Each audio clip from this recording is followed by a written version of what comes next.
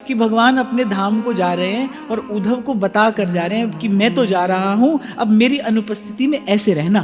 तो 10 बातें भगवान ने बताई। सबसे पहले शास्त्र माने सच्चर्चा, आपका जो अध्ययन हो वो सत्शास्त्र का ही अध्ययन हो, आप वही बात पढ़े जो बात आपको आपके भाव को भगवान के निकट लेकर जाए। माने सरल शब्दों में कहें तो राम कहानी पढ़नी है भाई, काम कहानी नहीं पढ़नी है। ऐसी वार्ता, ऐसा चिंतन, ऐसा लेख, ऐसा शब्द नहीं पढ़ना है जिससे मन संसार के विषय की ओर जाए, जिससे मन संसार के विषय का चिंतन करने लगे। तो एक तो हमको सच्चर्चा सुननी है, सत्शास्त्र का अध्ययन करना है। फिर दूसरी बात भगवान ने कहा संग, प्रजा माने किस प्रकार के संग में आप रहते हैं, इसका विशेष ध्यान रखना है, विशेष ध्यान।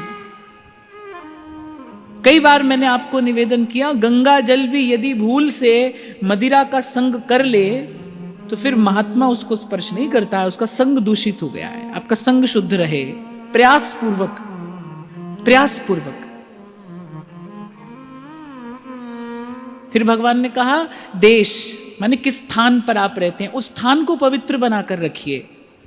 भगवान के धाम में रहने को मिले तो कहना क्या, नहीं तो प्रारब्ध से जहां पर आप रह रहे हैं वहां के वातावरण को भावमय भक्तिमय बनाकर रखने का प्रयास करिए। जहां पर आप रहते हैं, जिस स्थान पर आप रहते हैं, वहां पर थोड़ा नाम जप हो, थोड़ा भगवान के नाम का कीर्तन अवश्य हो, क्योंकि कलौ तद्धरि कीर्तनात्, कलिजुग महा कीर्तन प्रधाना।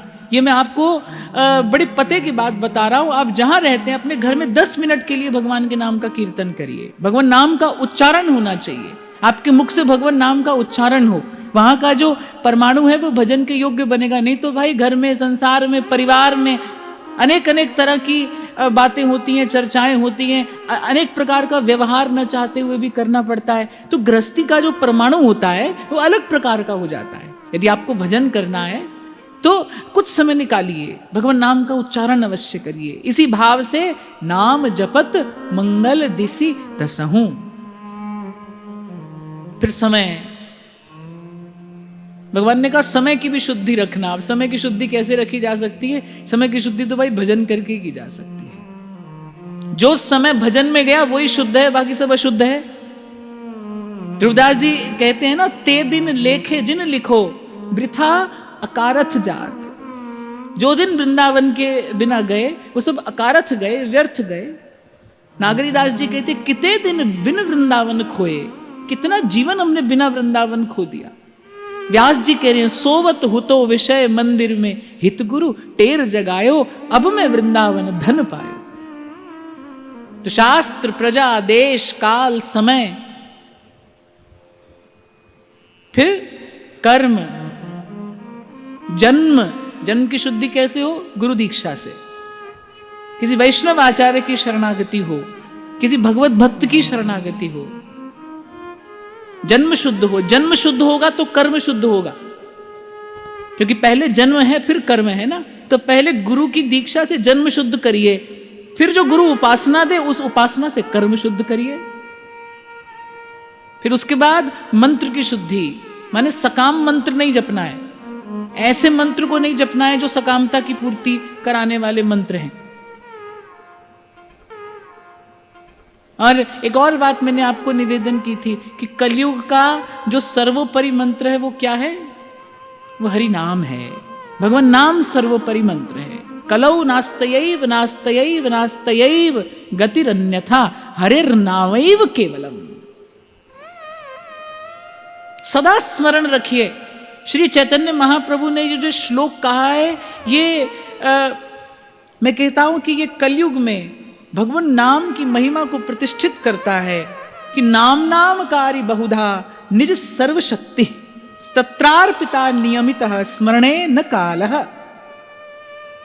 इसमें एक शब्द श्री चैतन्य महाप्रभु ने कहा है ना, निज सर्वशक्ति।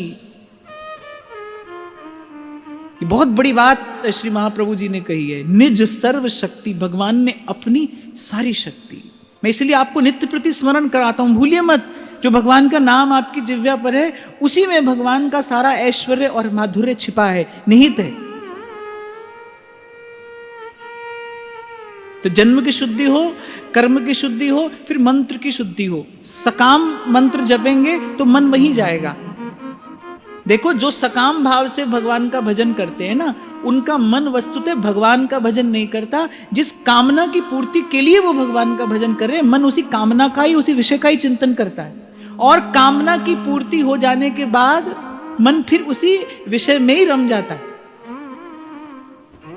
तो जन्म की शुद्धि, कर्म की शुद्धि, मंत्र की शुद्धि। मंत्र की शुद्धि हुई तो ध्यान की शुद्धि हो जाएगी। और फिर अंत में भगवान कह रहे भाई संस्कार की शुद्धि। और संस्कार की शुद्धि कैसे हो? सत्संग से। सत्संग सब संस्कारों को शुद्ध कर देता है। केवल इस प्रकार रहकर ही संसार के इस कलुषित वातावरण से स्वयं को बचाया जा सकता है।